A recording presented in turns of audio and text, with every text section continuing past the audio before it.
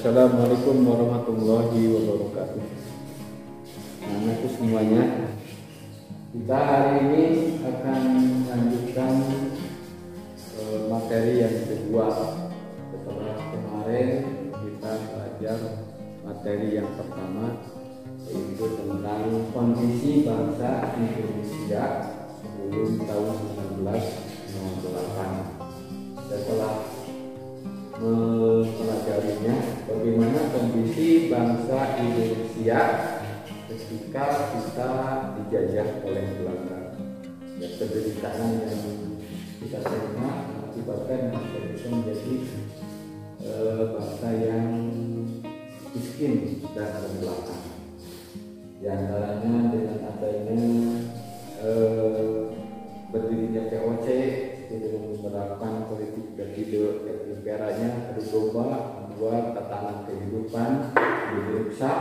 Kemudian kemarin kita juga melihat tentang bagaimana kekejaman Daesh pada tahun 1808 dan 1911 dengan terjalurinya membuat jalan kereta di wilayah Pulau Jawa itu sepanjang 1000 km kurang lebih dengan kerja paksa, artinya kerja yang tanpa diberi upah seperak pun.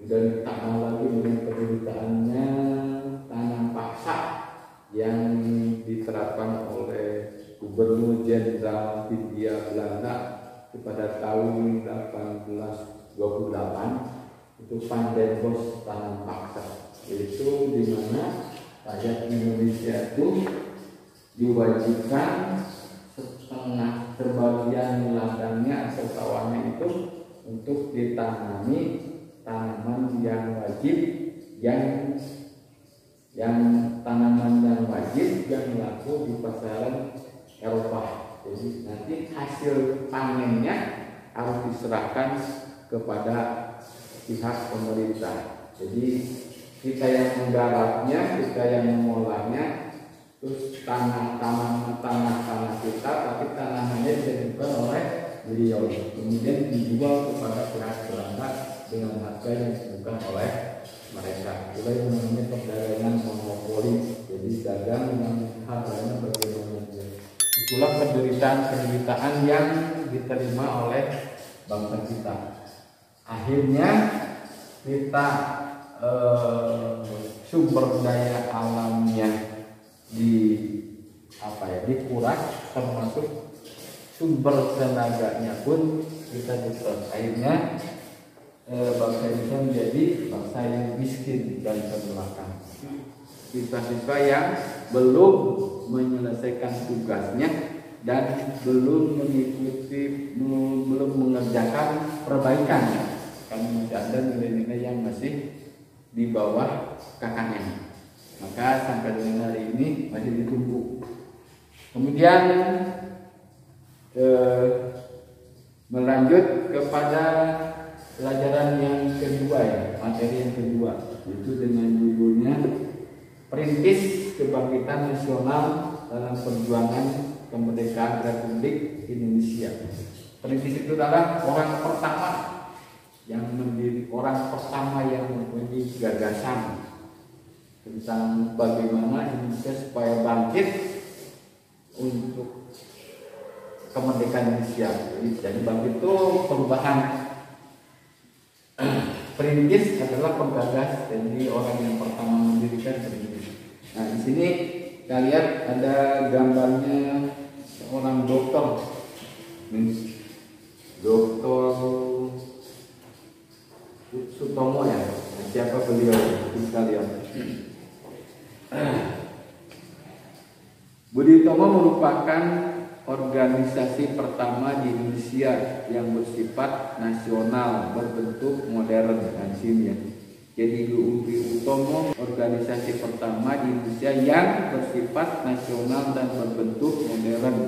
Nah, kemarin kita membaca di materi pertama, kenapa bangsa Indonesia dalam melawan penjajahan selalu kalah.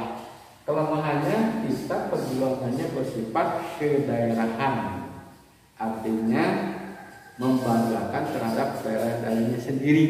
Nah, di sini Jadi tidak bersifat nasional atau modern.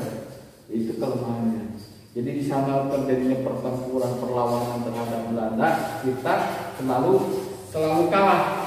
Nah, kelemahannya kita perjuangannya bersifat kedaerahan. Artinya membanggakan terhadap wilayah-wilayahnya sendiri. Itu kelemahannya. Nah, Budi Utomo berdiri merupakan organisasi pertama dan bersifat nasional dan berbentuk modern. Ini ya. Yaitu organisasi dengan pengurus yang tetap, ada anggotanya, tujuan dan program kerjanya. Budi Utomo didirikan oleh Dr. Sutomo. Nah, siapa Dr. Sutomo? Budi Utomo didirikan oleh Dr. Sutomo. Jadi Dr. Sutomo adalah pendirinya Budi Utomo.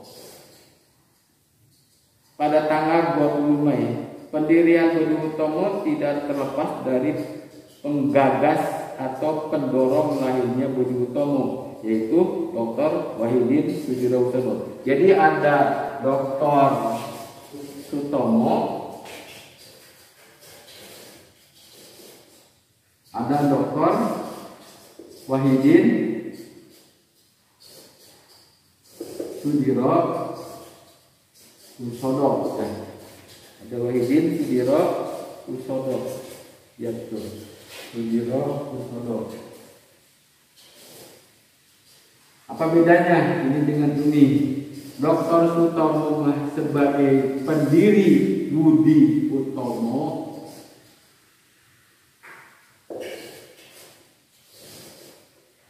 kalau Dr. Wahidin Sudirohusodo sebagai penggagasnya, penggagas.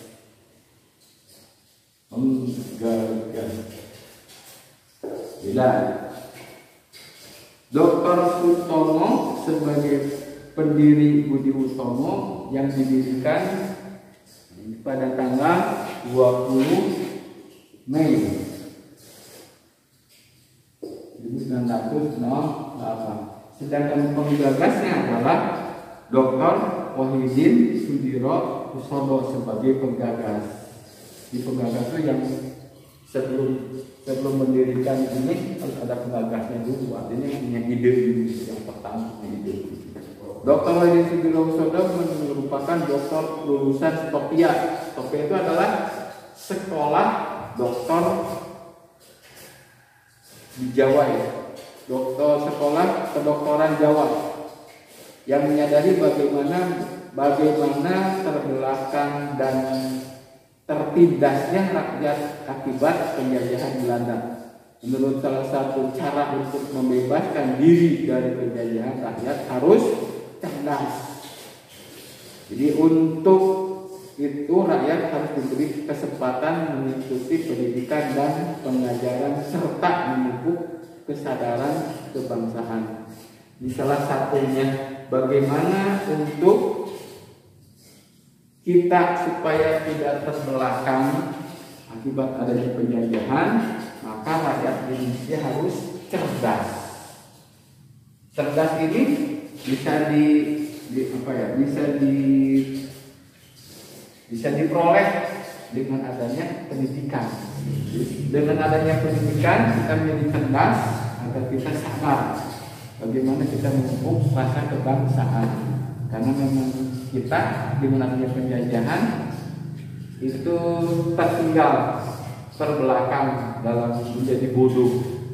Artinya memang bodoh karena kita dijajah dan memang kita tidak bisa mengikuti pendidikan karena itu kita dijajah.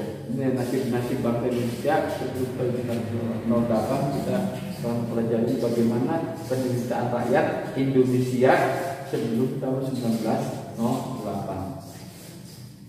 Dr. Wahidin Sudirohusodo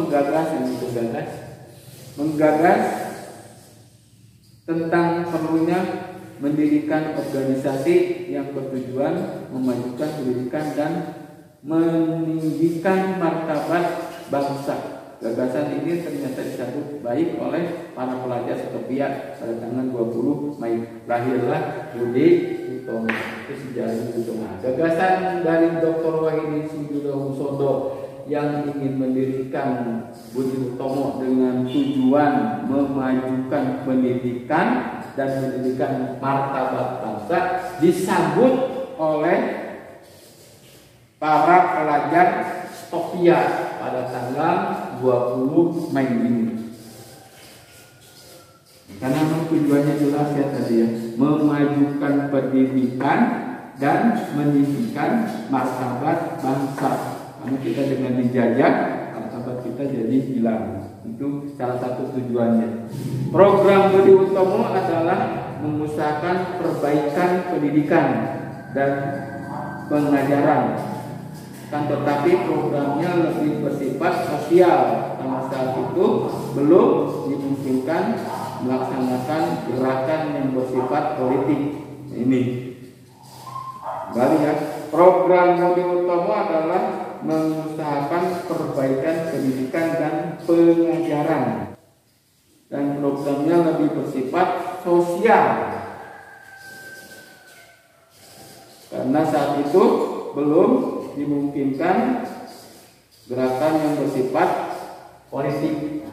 Sosial artinya saling tolong menolong, saling bantu membantu. Kalau politik mah itu urusannya dengan urusan kenegaraan. Ini karena tujuannya untuk mengusahakan tentang perbaikan pendidikan dan pengajaran. Sebagai organisasi pelajar yang berisikan pelajar Setopia, gerakan Budi Utomo pada awalnya terbatas, itu daerah Jawa dan Madura. Awalnya organisasi ini wilayahnya terbatas, hanya Jawa dan Madura. Akhirnya pada tanggal 5 Oktober 1908 Budi Utomo mengadakan kongres pertama di Jogja. 5 Oktober 1908 mengadakan kongres di Jogja. Untuk apa kongresnya? Karena awalnya Budi Utomo ini didirikan daerahnya masih terbatas, itu hanya Jawa dan Madura. Artinya sekali lagi organisasi Budi Utomo itu bersifat sosial dan tidak bersifat politik, karena pada saat itu belum tentu bermuatan politik. Nah, daerahnya masih terbatas, wilayahnya itu Jawa dan Madura. Akhirnya pada tanggal 5 Oktober ini Budi Utomo mengadakan kongres di Yogyakarta.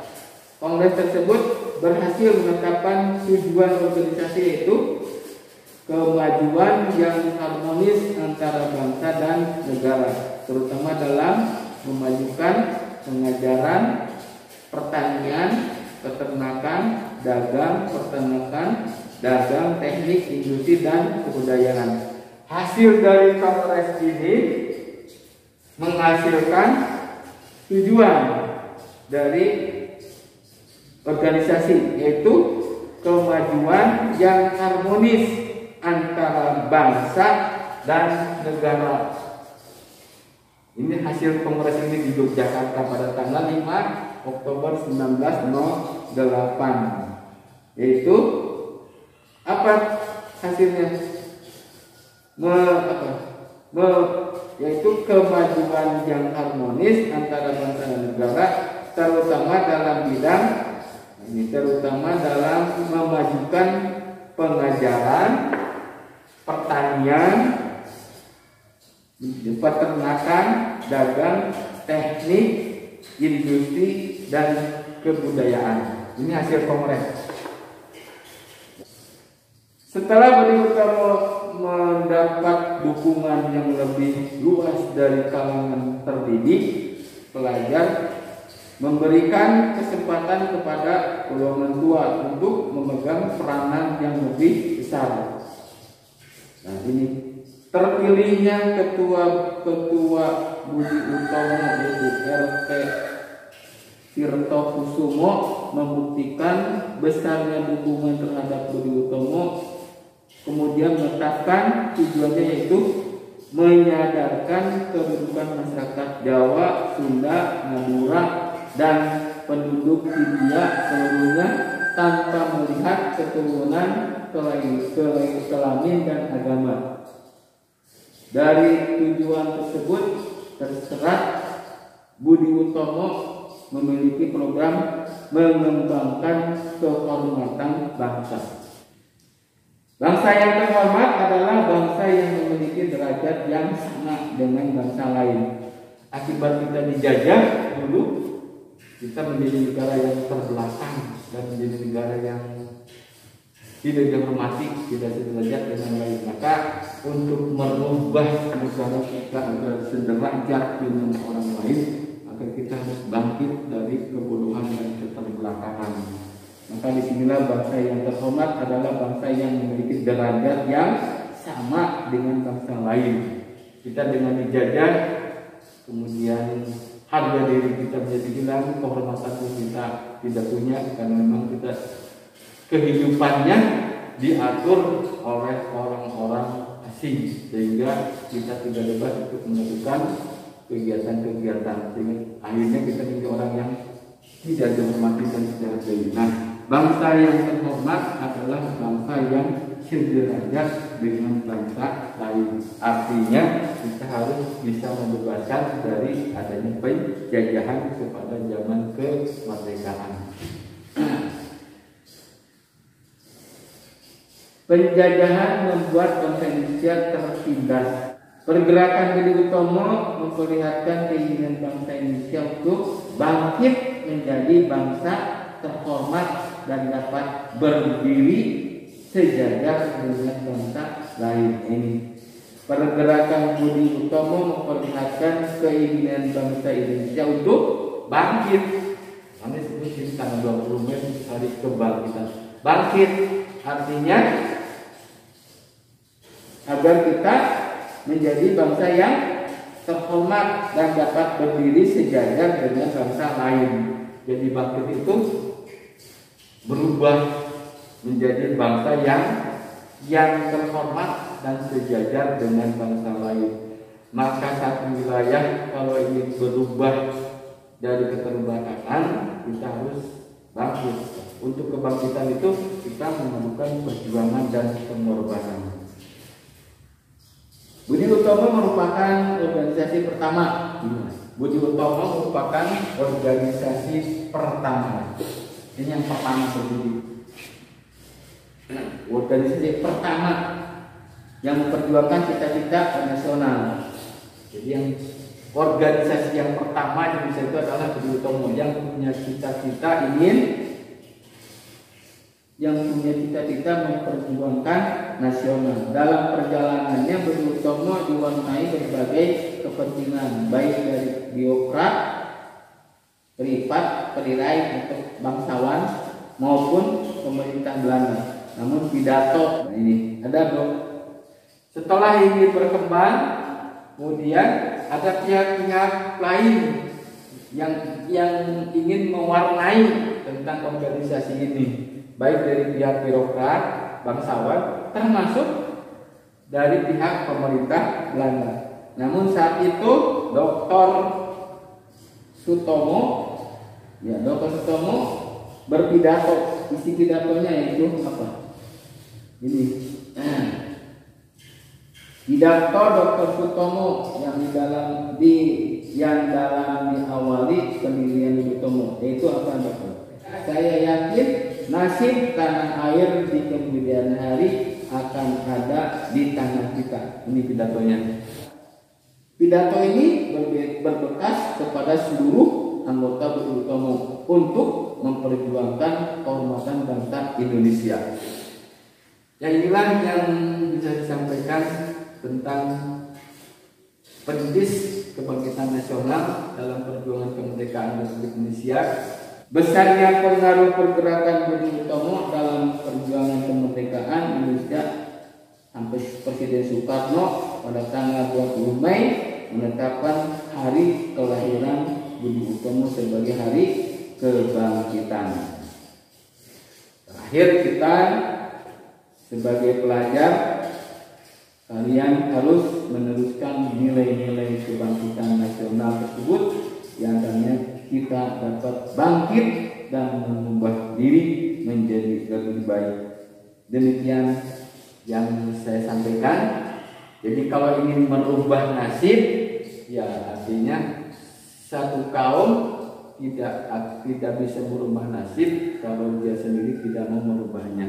Jadi kalau Indonesia ingin bebas dari penjajahan, baik penjajahan apa ekonomi, politik, terus pendidikan, kita harus merubah dari diri kita sendiri. Bagaimana caranya supaya kita menjadi orang yang untuk supaya kita bisa bangkit, maka kita harus cerdas melalui pendidikan. Demikian yang saya sampaikan, kurang lebihnya mohon maaf, dan mudah-mudahan kalian bisa menyerapnya. Nah, ini yang dari pelajaran kedua, saya akan memberikan tugas. Ada 2 tugasnya. 1, jelaskan peranan kedua tokoh berikut dalam kebangkitan nasional tahun 1908. A. Dr. Wahidin Sudirohusodo. B. Dr. Sutomo. Lagi, jelaskan peranan kedua tokoh berikut dalam kebangkitan nasional tahun 1908. A. Dr. Wahidin Sudirohusodo. B. Dr. Sutomo. 2. Jelaskan peranan organisasi Budi Utomo dalam kebangkitan nasional tahun 1908. Itu tugasnya ya. Tugas kedua ya, ini tugas kedua tolong kerjakan. Berikut yang merasa belum mengerjakan tugas ke-1 ditunggu. Selamat belajar dan semangat untuk kalian semua. Assalamualaikum warahmatullahi wabarakatuh.